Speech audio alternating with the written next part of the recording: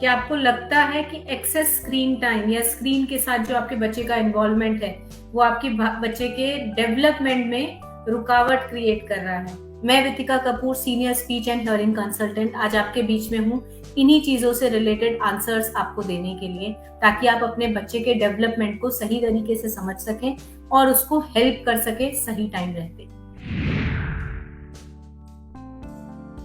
आज मैं आपको एक नई टर्म से इंट्रोड्यूस कराने वाली हूँ, जिसको अभी अभी कॉइन किया गया है, या अभी अभी टर्म हमारे सामने आई है। ये है वर्चुअल ऑटिज्म।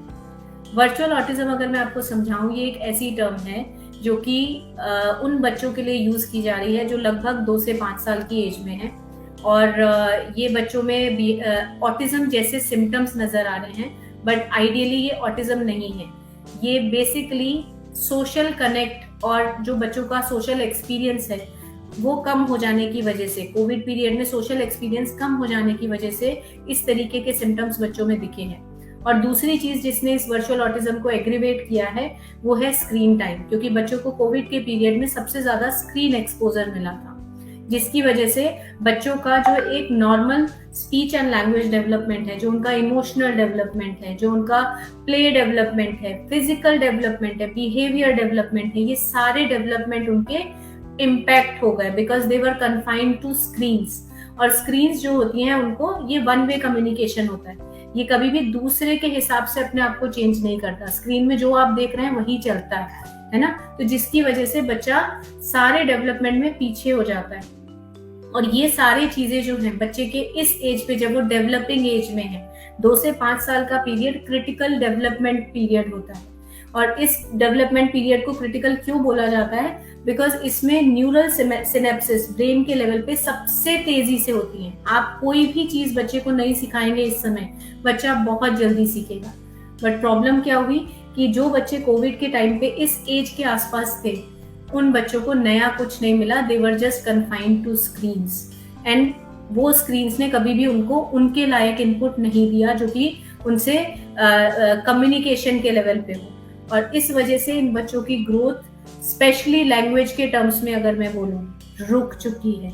मैं आज की डेट में, कोविड जबकि काफी हद तक जा चुका है, बट आज की डेट में अगर मैं एक senior speech and hearing consultant हूँ, और मेरी क्लिनिक पर मैं 2 से 5 साल के ऐसे बहुत सारे बच्चों को देख रही हूँ जिनके पेरेंट्स का कंप्लेन है कि बच्चा आवाज देते रहते हैं, सुनने ध्यान नहीं देता है, नाम पर, नेम कॉल पर कोई रिस्पॉन्स नहीं आ रहा है। इसके अलावा अगर मैं बात करूं, बच्चों का जो सोशल इंटरेक्शन है, यानी कि अपने साथ के बच्चों के साथ खेलना, वो सब बिल्कुल खत्म हो गया है, बिकॉज उन्होंने प्ले डेवलपमेंट उनका प्रॉपर हुआ ही नहीं। तीसरा, बच्चे बोल रहे हैं लेकिन वो मीनिंगफुल नहीं बोल रहे हैं। मोस्ट ऑफ द टाइम जो उन्होंने कार्टून देखा है उसी को रिपीट कर रहे हैं। ऐसा क्यों हो रहा है? क्योंकि वो जब डेवलपमेंट के टाइम पे, उस समय वो अपने स्क्रीन से जुड़े हुए थे, स्क्रीन में जो उनको सुनाई दे रहा था वो उन्होंने सीख लिया।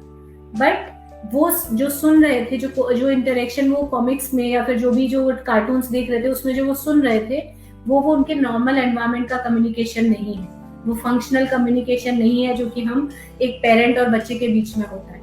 इसकी वजह से बच्चों में वो मेजर गैप की तरह दिख रहा है कि बच्चों में एक्सप्रेसिव लैंग्वेज, यानी कि बोलने की जो उनकी भाषा है वो बहुत ज्यादा डिले हो गई है। इसके अलावा बच्चों में बहुत ज्यादा एंग्जाइटी और बिहेवियर इश्यूज आ गए हैं। बिहेवियर इश्यूज को ऐसे समझिए, जब आपको दिमाग में समझ में आ रहा है कि आप क्या चाहते हो अपने एनवायरनमेंट से। जैसे जैसे बच्चा बड़ा होता है उसका आईक्यू तो बढ़ रहा है ना, तो वो अपने एनवायरनमेंट से कुछ चीज स्पेसिफिकली चाहता है लेकिन बोल नहीं पा रहा है, उस चीज को समझा नहीं पा रहा है, तो बच्चा फ्रस्ट्रेशन में आता है, उसमें बिहेवियर इश्यूज आते हैं, एग्रेशन आ जाता है, बहुत ज्यादा हिटिंग बिहेवियर आ जाता है। ये सारी चीजें जो हैं एज अ कंप्लेन उन पेरेंट्स के पास से आ रही हैं जिन बच्चों ने इस टाइम में बहुत ज्यादा एक्सेस स्क्रीन टाइम लिया है, या फिर जिनको किसी भी तरीके से एक सोशल कनेक्ट जो मिलना चाहिए था वो नहीं मिल पाया है। ये सारी चीजें वर्चुअल ऑटिज्म में भी बहुत कॉमनली देखी जा रही है। सो ये समझना बहुत जरूरी होगा एक पेरेंट के लिए कि ये जो मेरा बच्चा दिखा रहा है बिहेवियर्स या फीचर्स जो दिखा रहा है वो ऑटिज्म के फीचर्स हैं या फिर it is just virtual autism. और मैं आपको एक चीज समझाने के लिए डेफिनेटली बोलूंगी कि ये वर्चुअल ऑटिज्म कंप्लीटली ट्रीटेबल है अगर आप सही टाइम पर इसको आइडेंटिफाई कर और बच्चे को प्रोफेशनल हेल्प और गाइडेंस दे देते हैं तो बच्चा पूरा रिकवर कर सकता है। आइडियली आपके अवेयरनेस की जरूरत है, आपको पता होना चाहिए कि आपको क्या करना है।